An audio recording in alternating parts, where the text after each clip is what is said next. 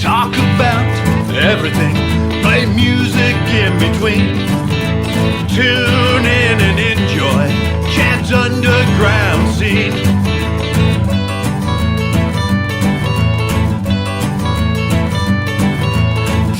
Talking music, you know what I mean.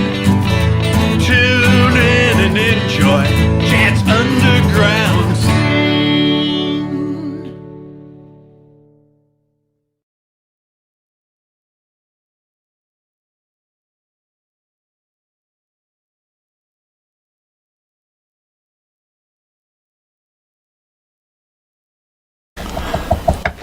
Welcome to Chad's Underground Scene. We are deep, deep underground here with my special guest, Don Bolles. What do you have to say, Don? I have never masturbated.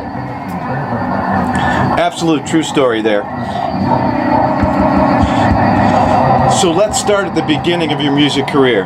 Tell us a little bit about how it all started. Well, it was an accident, really. I was, just playing whatever. I was playing shortwave radio into tape recorders a lot. And I was like a Stockhausen worshipping preteen. And I did a lot of that, and I wanted to be a non-musician, one that didn't know how to play at all, and just sort of like Portsmouth Sinfonia inspired, and Eno a little bit. Eno was the godfather of glambient. Oh, love Eno. He's awesome. Oh, yeah. Yeah, so there was all that, and krautrock too, and then punk rock came along, and probably would have gone right past Phoenix, except for the Consumers and me, I wasn't good enough to be in the Consumers, so I had my friends who played guitar and bass in top 40 bands I was in switch instruments so they could suck the same way I did on the bass. Yeah. So they switched guitar and drums, and it was a good idea. I'll have to play that shit for you sometime. It's pretty yummy. We recorded 2 songs like in our living room that first day that we played together. Just wrote these 2 songs and played them, and they were really good. So what were some of the bands you were in? Oh, so our top 40 band had a bunch of names, and it was just this like shyster thing where the school people who had to pick a band, and they didn't know anything, it's like, these guys I guess look okay, I gotta go, but they'd give them a book of all these bands with pictures, and there was all these like blow-dried mustache guys with suits. And so but any band they'd pick, they'd probably get us, and we were terrible. Like the band was like really, the guys were cool guys, but they just had no soul in their playing. It just and I just had to imitate the people on the radio over this really boring, like song poem level music, and so they were good musicians, but it just wasn't exciting in rock and roll. So I don't know. But that was our top 40 band, and that's how we made money. That's how I made money to buy the cocaine, which I hated, but that I could use to get the genius guys from K-Dill Radio and the Snake Meat and the Meatloaf Cigarettes and Speed Orchestra, so I could get those guys to hang out with me, even though I wasn't a large-breasted girl. That was the trick. And I hated coke, and I made good money with my top 40 band, and my mom paid for everything else basically. In Scottsdale, what do you want? And I'll tell you what, in the rock and roll scene, that was a good way to get stuff. Yeah, it's what you had to do. Different bands I was in, we had managers, and they used the coke to get everything. I was born in a manager. Yeah. So what was your entry into punk rock? When did you start really liking punk rock? I always liked punk rock. Ever since, the word came along, like, who knows, Lester Bangs said, it was in one of those magazines, one of those rock and roll magazines. And I loved the Stooges. I got those albums from the K-Dill library so I started doing shows at KDIL, the local satanic radio station. That's one of my favorite is Iggy Pop.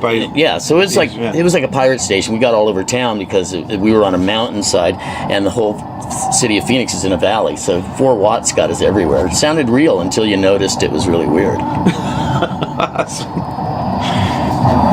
And then you were summoned to be in the Germ somehow. I heard. Tell us a little bit about how that all came about.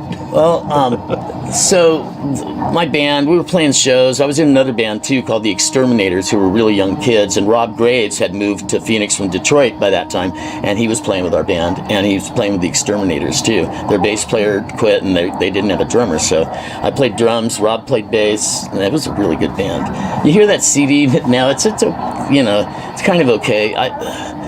We did, whatever, but it wasn't recorded right. That wasn't my fault. But the Exterminators was a cool band, and the songs were really good, and whatever. There's a tape that survives, maybe two. The live show at this biker bar with people throwing stuff. And were the Germs out there, or were you out here with the Exterminators? So what happened was, I was in the Exterminators and in my band Crazy Homicide, which was the one Rob was in it playing like rhythm guitar. I don't know. It was the one I made the guys switch instruments for, so we'd all suck the same. And that's Crazy Homicide with a K, right? Yeah, it was the name of a Russian street gang that was made up of like mental defectives and paraplegics and cripples and stuff, and they were apparently very vicious. So we called it that. It wasn't, people, I don't know, nobody ever liked that name that much except me. But before that, we were called the Liars, and how much did that suck? Yeah, oh yeah, Crazy Homicide is way better. Way better. It's got more syllables, it's got harder consonants, it's a good manly set of words. Something Putin could be proud of. So, yeah. So this is just some shortwave radio stuff, if you can hear it, just sort of, hopefully it's background information. Right, yeah. But... And then you met the Germs when you were playing with them? No, worse than that. Yeah. David Wiley, there were three bands in Phoenix. There was the Consumers, who had 50 songs that were all great. There was my band, Crazy Homicide. We had like 2 songs and some covers and a couple other songs maybe that weren't very good. But we were pretty punk and ridiculous. But and then there was the Exterminators, who were these younger kids from the other side of town.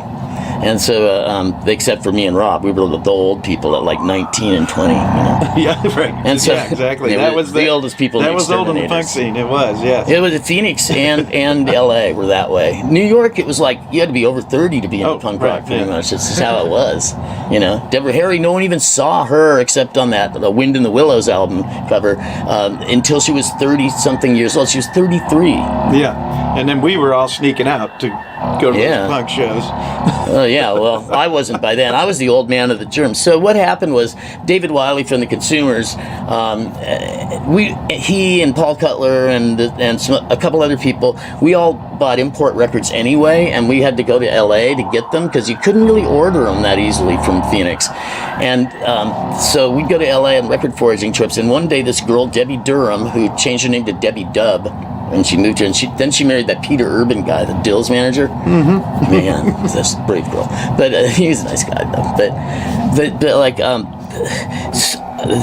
Debbie Dubb told David that, because I wanted to move to L.A., and Debbie Dubb told David that the Germs were in need of a drummer, and they weren't exactly like musical heavyweights, so I could probably play with them, even though I'd only been playing drums for like a week and a half.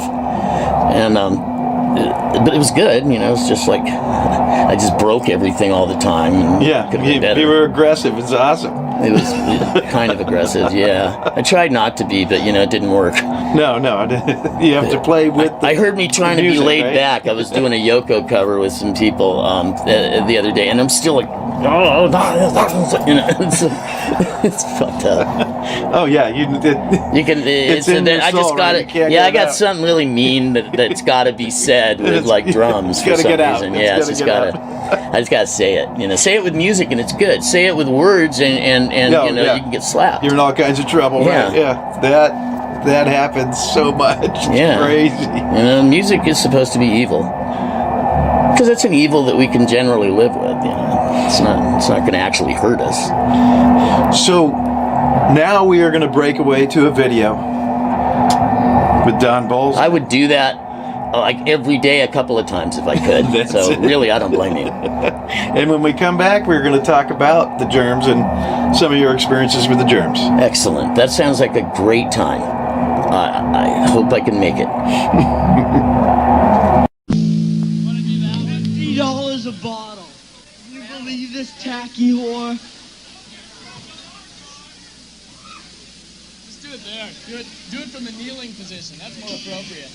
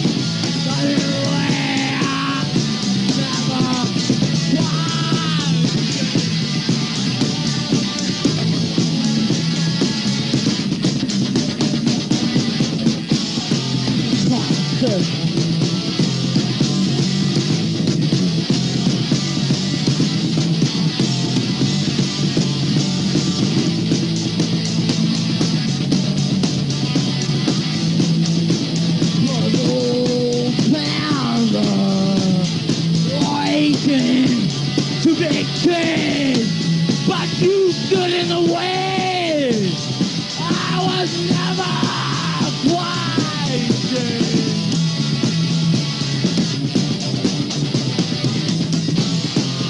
That just won't let go. Every process you slow to save my soul.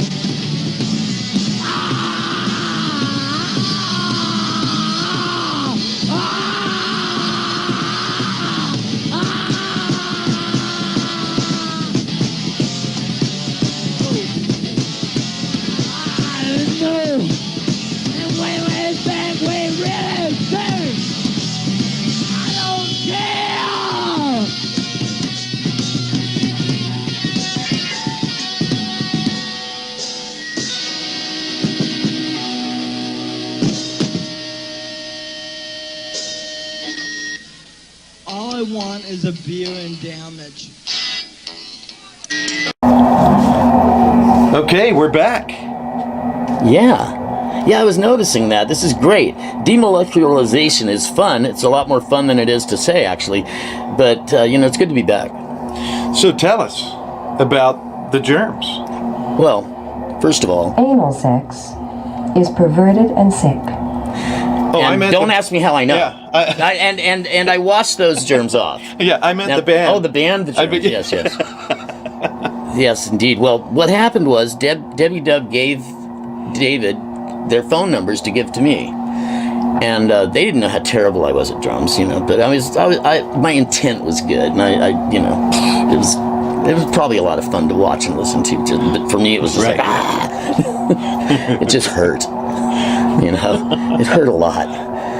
Until like 6 months into the germs, it hurt a lot. But Pat and I we would keep playing the songs. Well, anyway, I'll tell you how we got to that though. I knew they needed a drummer, and I was told the whole saga that Nicky Beat was filling in, but the Weirdos didn't like that he was doing that, and they wanted him to not do that. And he played on the Lexicon Devil single, which was made after I arrived here. So anyway, I called up Darby and Pat using the telephones that we had, and amazing technology for back then. And I was asking them stuff like, so you guys heard of Faust? I was certain that they, like, my friends in the Consumers and Exterminators were into, like, avant-garde noise stuff. Right, yeah. And it just stood to reason. And they're like, what? What are you doing? I mean, and I'm like, how about Van de Graaff Generator? Oh, I see that one record in the cutout bin, the thing that looks like lungs with eyeballs in space. So yeah, that's pretty good. Yeah, you're right. And I'm like, well, do you like Subway Sect or any of these new weird fucking, crazy sounding? Because I thought they knew how they sounded, and on that Forming record, which is all I had to go on, and Pat's like, no, I don't know any of that. Well, what do you like? Well. We really like Queen and Yes and David Bowie. And I'm like, really? Really? Yeah, I was shocked. Not in a bad way, but I was like, I'll be right there. I'm going to join your band and play drums. I started playing drums recently, you know, but I'll be there. But you soon. knew you could handle and I it. would, and yeah.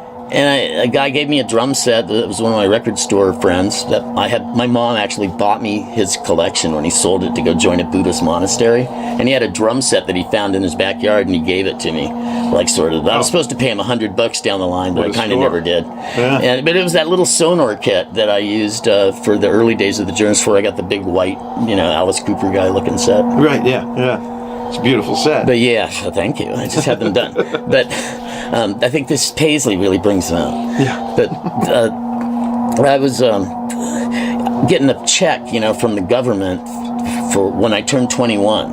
And so I turned 21 the year, like in 77. I turned 21. And so this is 78 by this time. I visited LA and did stuff, but this is the first time I was going to move there. And Rob went with me. We took the drum set. We bought some cymbals on the way because I was rich with the government money. And so I was drunk off my ass and high on speed by the time I got there. Doing these whites. And Rob didn't do that, but he was keeping me, sane on the road so I didn't kill everyone. And but we got here and we went to the Mask benefit and saw the Germs and all the other bands, and all the bands heard about a drummer that was coming from Phoenix to join the Germs, and they assumed that it was a good drummer, like a real rock drummer, and they all needed a drummer.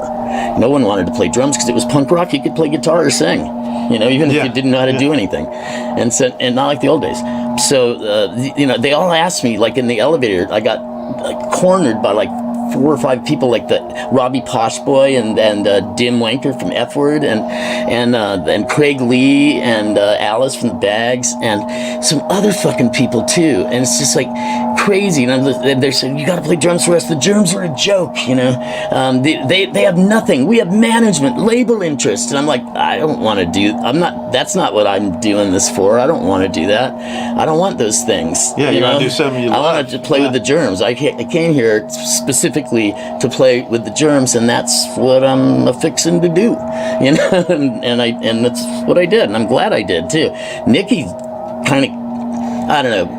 It seems like he was kicking himself for a minute because the Germs were riding high in the mid 2000s. We were like the blues cats were to the 60s English people. Yeah. Like, look, here's my good friend Muddy Waters. Give him 5 beers. Take him around to the pubs and they, and the punk rockers from LA and in the early days were treated like that by the new crop of Hot Topic punk rockers.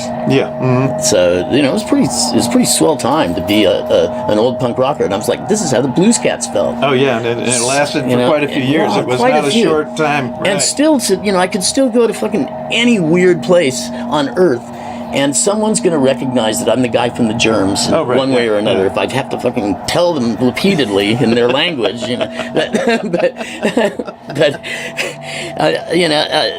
they'll buy me a beer or something, and they'll be like, hey, cool, I really like that GI album, It's like, the shutdown was annoying. I'd take it off before, and I'm like, yeah, so did we. Sweet. Yeah. But yeah, that was a good sounding album. A good engineer, Pat Burnett, and Joan Jett, she was okay, so anyway, I joined the Germs, but I haven't played with them yet because they live in West LA for the most part. And they all ended up kind of at the Canterbury, at least half of them. Lorna got a place at the Canterbury with Belinda and on the 4th floor, and I was on the 3rd floor in my own place. Buzzy Murder from the Exterminators, who was 16, the guitar player, moved here with me. But then Linda Bombblast, this kind of manly girl, raped him in the Mask when it was a rehearsal space in the daytime when he went there once to hang out. And he came back and looking like he'd just been in a fucking war and lost badly. And I was like, dude, what happened? I don't want to talk about it. I don't want to talk about it. And it came out that this Linda Bombblast girl did something untoward with this poor boy. And he went back to Phoenix immediately on a Greyhound, and he had to get on lithium, and he started like putting red and black magic marker all over his face and drawing mustaches and things. And wearing a cape, and then breaking into the beer cooler at a 7-Eleven, saying, I am Count Dracula, I need these beers. Oh, no. And the guy's like, fuck, call the cops, But he went to a mental institute. Anyway, so That's too bad, so I moved here, and I didn't get to really try out for him for a long time. And I gotta say, as entertaining as that scene might be to somebody who isn't me to watch, then I think I gotta tell you that it's completely, of course, wrong. It's from a movie, for one thing. It's from that movie, for another thing. And they took some liberties, you know, but whatever. The Germs took liberties with music and stuff. Other people's possessions, whatever, you know. But yeah, so I watched Nikki play on the Lexicon Devil EP because I wasn't ready yet, and we hadn't gotten to practice. But I did do the audition in the mask bathroom in this much like urine and water and what. Oh no, yeah, that was lovely, wasn't it? That was true. You know, Bill Bartell worked in that movie, and he was in charge of all the T-shirts and the minutiae of like what I wore and a couple other people, you know, to be correct. But it didn't look the same on that guy. Yeah, he had a completely different body type than me and different face. Yeah, he was just like me except his an Evo Phillips thing. Yeah, he was just like me except a different head on a different body.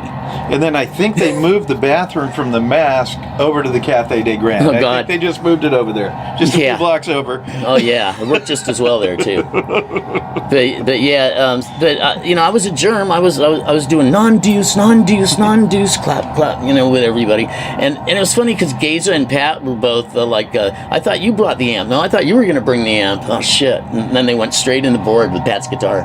It wasn't even his guitar. It was actually Darby's guitar. Oh, nice. That Rickenbacker with the guts always falling out of it. So speaking of that, let's break away to a video. This is you playing Reuben's Train with Pat Smear's guitar. Huh. Well, and then you could tell us a little bit wait about a minute, the this guitar. isn't like some kind of weird sex game, is it? Reuben's Train? I mean, I had a friend that tried to get me to play Fort with him. And I'm like, nice. How do you play Fort? I don't think I know that game. And he goes, well, you know, you try to break into the guy that's in the fort. You try to break into the fort. And I'm like, I guess that sounds okay. I don't know. We were like 14. Right, it doesn't sound like a game teenagers played. You know? And so the fort was blankets. And to break into the fort, I had to lift the blankets. This was his instructions. And there was his private areas completely bona fide. And I was just like, oh, Fort, right. I don't think I want to play Fort, Claude. Right, I'm not breaking in. So, yeah. But anyway, here's this video.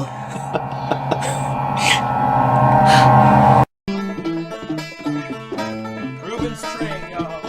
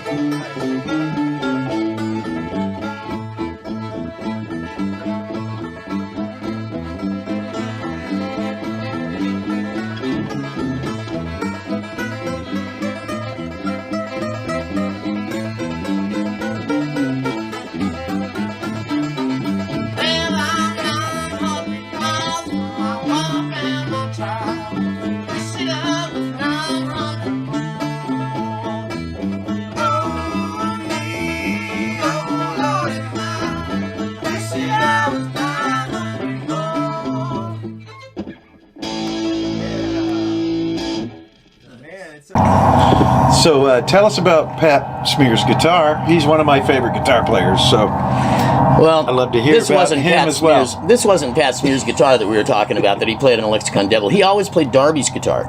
It was a black Rickenbacker with the guts falling out. And then he had that pedal, that like Selmer or something pedal that was always falling apart too. Thank Jehovah for that, because I was kind of asthmatic. I could not have got through a germ set if it wasn't for Pat having to tune for 4 minutes in between every minute and a half long song. Of the song, yeah. Yeah, and I was just, that's the only way I got through all those germ sets. I would have been like, they had to bring the fucking oxygen. It was harsh. I played all wrong, so, So what was it like playing with Pat? Oh, it was great. Like, he'd be like, that was pretty good, because when I got the rehearsal tape from them with Nikki and Cliffhanger, I had different tapes, and I listened, it was like, let's pretend it was like down dun gun down dun gun dun gun dun gun dun dun dun dun dun gun dun dun gun, and it was a totally different band. It was like that weird mid-period that maybe luckily isn't very documented, because it seemed like it just went from the fucking Shags to the Sweet, to the Evil Sweet with the fucking crazy guy on vocals. And dude, I love that rockin' lead.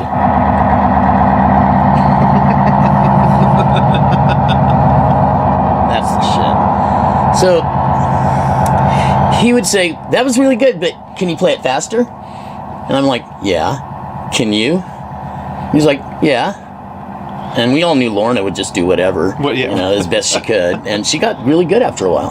It was the only band she ever played with. But, and so I'd play it faster, then he'd play it faster, then I'd play it. And the things just got insanely fast. By the time we played any shows, those songs were just like, on frappe,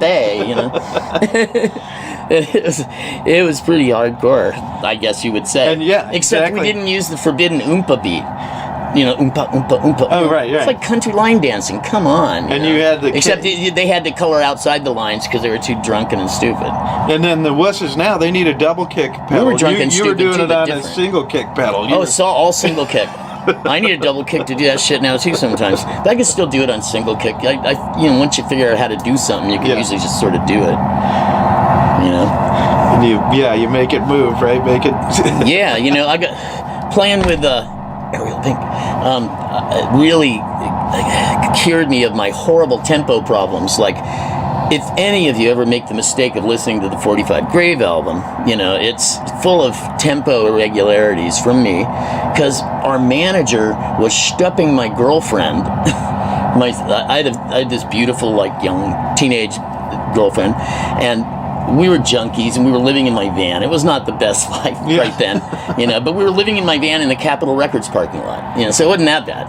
It's kind of glamorous in a way. But then Rick Van Santen came and got her, took her back to his house, gave her Quaaludes, and like fucking had his way with her for like a week. I was just like, Jesus. And I'm trying to play my drum parts, and I'm just like, manager, fucking girlfriend, this sucks, fuck this. Oh no. And it wasn't even in rhythmic time, what I was saying to myself.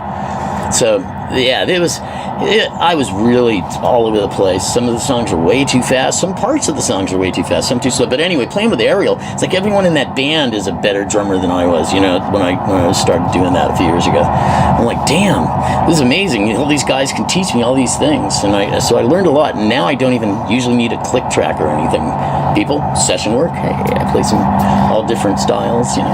Except the oompa beat that's forbidden. So both of those bands did a lot of playing in L.A. and Hollywood. What were some of your favorite clubs that you played at? Well, the Germs, that was like the biggest band in town. I don't know, who knows why. Everything just aligned in this way. And I knew there was something special about them. And that's why I didn't variate from the plan. And it was just this crazy life all of a sudden, like all these great shows and all these people, all these girls everywhere, And I met Dinah Cancer and stuff right around then. And I smoked some PCP, and I called her on the number she gave me, and she answered, which was a mistake. And this is like the day after I met her. And I just said the word, I'd smoked PCP right before this. Did I say that? Yeah, I think I did. I think it's, jumbled my brain cells. So sometimes I do that. So sometimes I do that. Anyway, Dinah Cancer answers the phone, and I just said, Behead. Behead. Behead. Behead. And 2 hours I was on the phone with her, like intoning some weird variation every couple of seconds of behead. And she sat there and just listened and just, This is very pleasant. And then she said, I want him in my band. She was like 17, a Girl Scout, and a virgin. I didn't know. But she was really a weirdo. She loved like weird stuff, like the kids at the Indian high school. She loved Kiss. And she had tapes of Rodney's show that were really great. Oh, yeah, and Rodney. the Hollywood Night Shift. And she had tapes of the Young Marquis and Stanley, which was hilarious. Apparently that guy, according to Freddie Snakeskin, smelled worse than any other human being he had ever encountered. Yeah. There was a few of those people walking around in the scene. Yeah. But this guy wasn't even in any scene. He just went to K-Rock and went home and did more meth and then went to K-Rock again, you know. Nice. But seek it out if you can, the Young Marquis and Stanley, if you don't remember it. Okay, yeah. So I was in the Germs, and it was great. And then, you know, Darby, I don't know, things got weird because Darby had this boy that he was trying to impress, and, Ricky, you know, from he was trying for Donnie Rose, but Donnie Rose was just straight, and he would do the things that Darby wanted him to, but he wasn't into it. And you know, so Rob Hanley, that was the guy's name.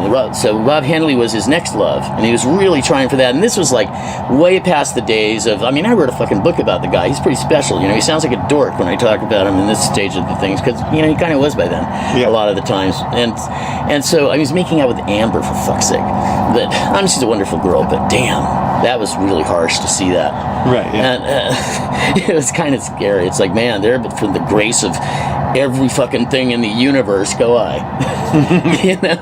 But I would never go there. I would die. No, I liked Amber just fine, but making out was not in the plan. So I'm sure it wasn't with Darby either, considering how he was totally homosexual. Yeah. Mm-hmm. You know, and she was a girl by some definitions of that word. She definitely was not a guy. But yeah, that was a weird thing. And so he wanted to get his boyfriend in the band, Rob Hanley, and Amber bought him a drum set with, you know, because she had money, and she would buy Darby his heroin so he didn't have to go cop random heroin off the street. But, you know, yeah, that was really helping him, Amber, you know, giving him heroin every day. He became, instead of acid genius Darby, he became sort of heroin booze guy Darby, and it was just not the same. And he threw me out of the band so he could get Rob Hanley in it, and then he went off to England and saw Adam Ant and was like, and got the mohawk. Oh yeah, now that's where, yeah. I was like, fuck, Bowie's over, I guess, and this guy, oh my God, I love him. You know, he was like, he was pretty cool. He was pretty amazing. We played it the other night on the show on Wired Up. We played Deutsche Girls, the version for the soundtrack. That's I love that singles album. It's awesome. Oh yeah. So what happens was, you know, Darby does that, and then, you know, like, they didn't do any shows. Rob Henley showed up to practice. He tried to play. He couldn't. It was obvious. Lorna said, fuck this. After playing with Don, I can't do this. This is ridiculous. Because, I mean, I just fit with the band, and it worked. Darby wasn't really thinking straight about stuff at that time. And so then when a good brain like that goes off the rails, you know, a little bit, it can be kind of weird. And so, because we never really had any problems with each other, you know, before. But, I mean, he thought, you know, a lot of the stuff I liked was hippie art noise. And that's kind of true, but not like, you know, they did have long hair, most of those people, you know. But, yeah, and so I got kicked out of the band. But then Pat called and said, well, Darby wanted me to call you. Of course, he's not going to call himself, you know. And and see if you wanted to do a show with us at the Starwood as the Germs. And I'm like, hell yeah. Nice. Fuck yeah, because that was really fun playing the, you know, once I got the hang of playing that stuff and playing with those guys, it was just like, it was a dream, you know. And so we did this show. It was really good. I mean, I guess some of the stuff was a little fast and sounded sort of French or Japanese or something, you know. But it was still, it was pretty ass kicking. And my sound guy friend did the sound. Paul Cutler was there and recorded it, or it went the other. I don't remember. Cutler might have done the sound. Lee Rickmers, my friend, who just died recently, unfortunately, but he recorded it, and that was the tape, you know, that came out as that show, the Starwood Oh, show. yeah, as the Starwood, yeah. Yeah. He was my friend from Phoenix. He was like the Fonz of my youth. You know, he was trying to give me detwerping lessons, you know, and show me how to pick up girls. And I was like, "Garf." So did you ever learn? I learned what I needed to know. I mean, I was friends with a lot of girls. I always heard all the dirt, you know, about these guys. I mean, of course, they went out with the guy with the pimples and the pockmarks and that's in jail a lot and doesn't know how to read, and he's in like fucking 8th grade for the 3rd time, you know. But of course, the girls like that guy, and I would hear everything about it because I was the friend zone guy. Right, you're the friend. And I was, you know, I was like one of the girls, and it was fun. It's like I liked playing with the girls better anyway. They were like smarter for the most part, and they you know, they wouldn't try to beat me up ever. Right. You know, and some of them were cute, and I liked girls, you know, so it's always been a curse for them, and sometimes for me. But yeah, so I don't know. It was weird times, But Darby, you know, he was a genius. Read my book, Lexicon Devil: The Short Life and Fast Times of Darby Crash and the Germs, by Don Bolles. It should be the first author, and instead it was like Parfrey and Brendan, like sort of like conspired to be first and second author, and I'm just like relegated down here. I did like so much of that book, like almost all of it, the parts that are good. Well, you were right there, so. Yeah, but also, you know, I wrote for the LA Weekly for 20 years, so I learned a thing or two. And I used to do my own tape transcription, and I would just make everyone sound like the person, because I knew the people, and so I could make it sound like them. You were always out and about. I would run into you so many different places in Hollywood and LA. That was a good little book, that Lexicon Devil. It's like, it took me like 5 years to write and 6 hours to read.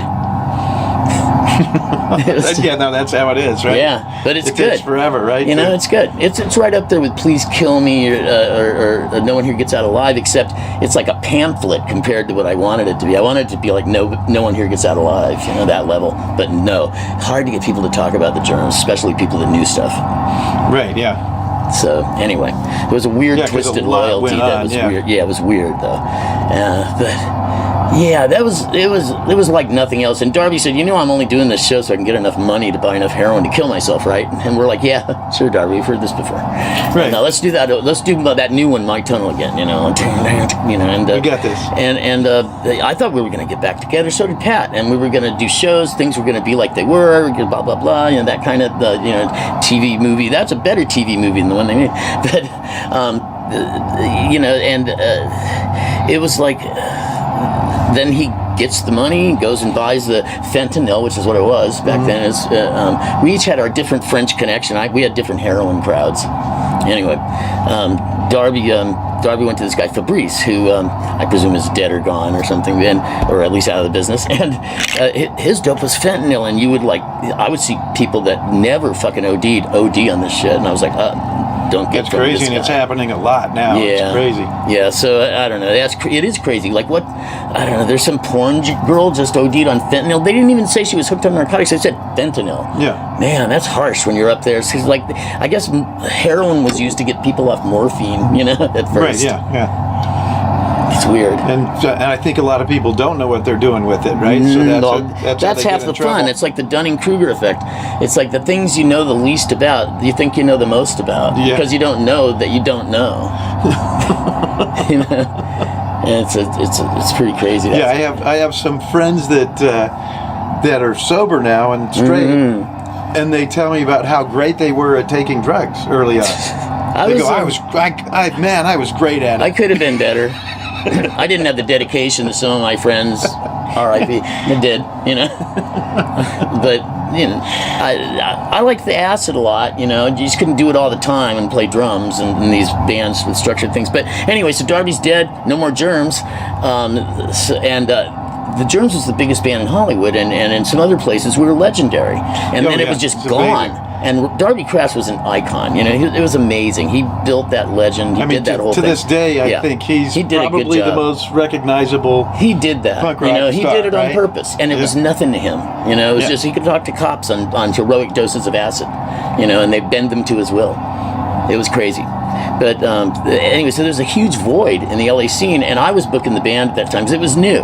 We were just jamming in the garage, and we had Vox Pop going, but we didn't want to make money with that. We just wanted to play gigs where we were all high on pills and drunken and on speed and and out of our minds on weed too, just and psychedelics. Vox Pop was a crazy band, but we just made a bunch of noise, did Faust covers and Velvet Underground covers. We were a cover band in a lot of ways, but the songs sounded nothing like the originals. Right, usually. yeah. But Vox Pop was a good band. A lot of people think it was the best band. I don't know if I would agree, but it was really unique. Even though we tried to be just the same, it didn't work. Right, and then one of the bands... 45 Grave was our pop band. That's what we considered it. And then, because Mary, I don't know if you've seen the pictures or knew her back then, but damn, she was beautiful. She still is pretty good looking. She's a good girl. It's like good Hungarian stock. They weren't going to let me go out with her because they found out my last name was Giuseppe, which is Italian. And they were like racist against Italians. Oh, no. It was weird. So yeah, but 45 Grave filled this void. It's like we had a set that we'd been practicing for like 6 months, and we practiced it till we were so good, and we never had to take a break. We just did all these crazy songs that were like a 1.5 minute prog pop opus that's punk as fuck. Yeah, it was so tight. Yeah. Those guys were my dream band. Rob Graves on bass, the best bass player. Paul Cutler on guitar, easily one of the best guitar players ever. Awesome. He's like a Weigar, but with like crazy noise and echo and shit. And Fred Frith, and then he would like be naked and he'd be crazy and still play great. And it was so good. Yeah, Paul Cutler, what a great guy. I can't say enough good things about him. Yeah. The Seds tape is out on some label. The cassette's been reissued. Yeah, it's me and Paul and Dinah Cancer and his friend Mark Vassar, and we did it in his utility room in Phoenix. Because Mary and I wanted him to come out and be in our band. Because we were trying to put together a band like 45 Grave, we would come out in her aunt's car and woo him with we'd take him out to dinner and stuff, and we'd make noise music with him and record it and have, it was great. And so he finally moved in to my van in the driveway of Margie's, Nice. Aunt Margie's place. The Ants of Surrealism, because they played music with us once accidentally. So one of the bands I played with, shows with that you played in was Celebrity Skin. Yeah, that was so much fun. That was there are those who say band. Every one of these bands was the best band I was ever in, and I love that that's so. I played in so many different clubs in Hollywood and LA with that band, and I was playing with Easter and playing in a couple other bands. It was fun. Wow. So much fun. Yeah, the Celebrity Skin, man, that was a whole universe, And I was sober that whole time. I was sober for 11 years, twice. There was the first 11, and then when I was in 6th, 7th grade, I started doing drugs, and then I quit when I was like 30, and then I had a sip of wine, red wine, at a Thanksgiving dinner with my girlfriend, and when I was 41. That was it. I started being soberdelic. I did shit tons of psychedelics like 5-MeO and things like that. We're just all the research chemicals were easily available online, no problem. And so there was that. But then I kind of got into some other things that weren't as good, but not narcotics. I was pretty much done with that. But anyway, crazy stuff. So let's break away and show you a video of Celebrity Skin. Celebrity Skin, and kick-ass band. I wish you could have been there.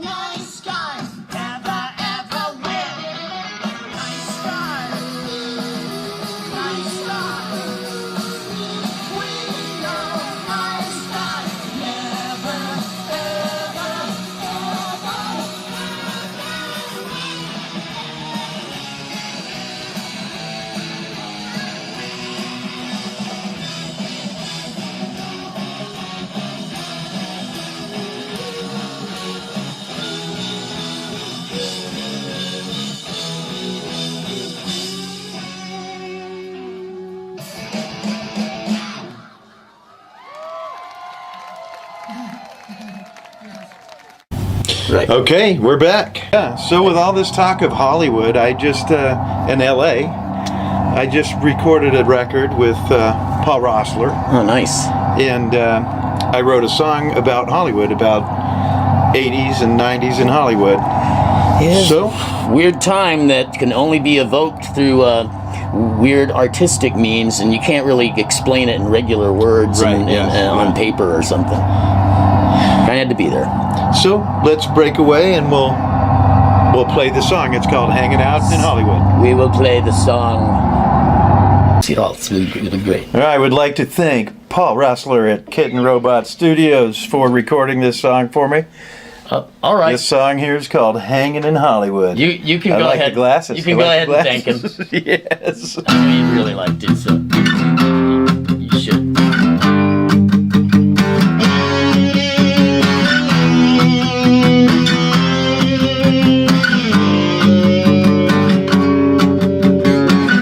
We're hanging out in Hollywood. The scene is cool and underground. At 10 o'clock, we get our start. By midnight, we play our part.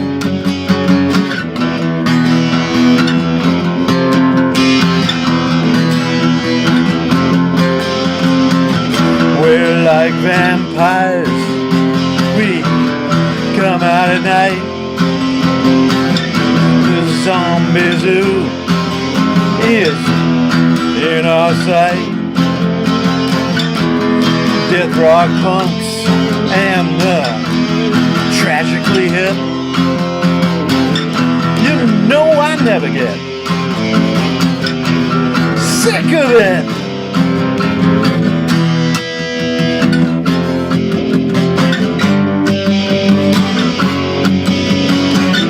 Our late night friends, they will unite. All find a club that's so right. Johnny and the Dingbats, they will play. They'll play the scream or the lingerie.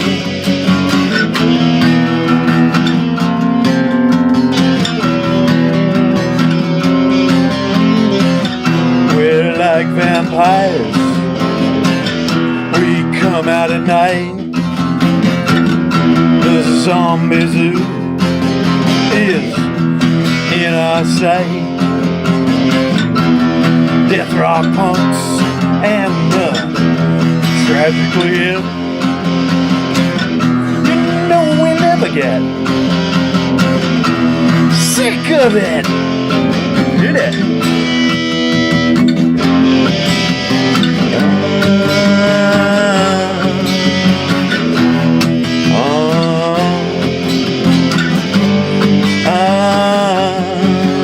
It's getting dark. Now we wake. Sunset Gower, Hell's Gate, zombie sluts from hell. They'll be next. No one ever knows their sex.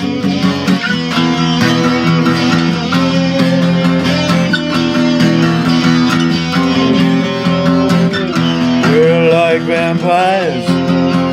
We go out at night. Release the bats is in our sight. Death rock punks and tragically hip. You know we never get sick of it. We're like vampires. We come out at night. The zombie zoo is in our fight. death rock punks and tragically hip. Remember, I never get sick of it.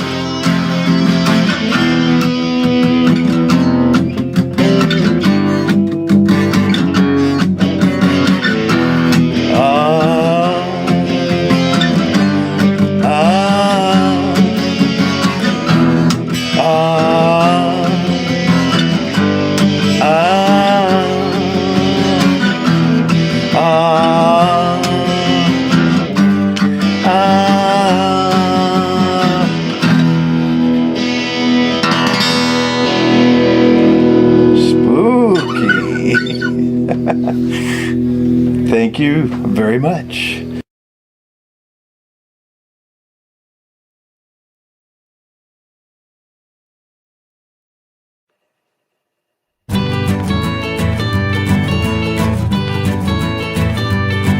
We talk about everything, play music in between.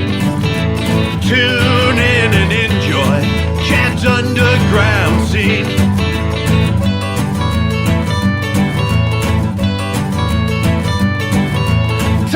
Talking music, you know what I mean.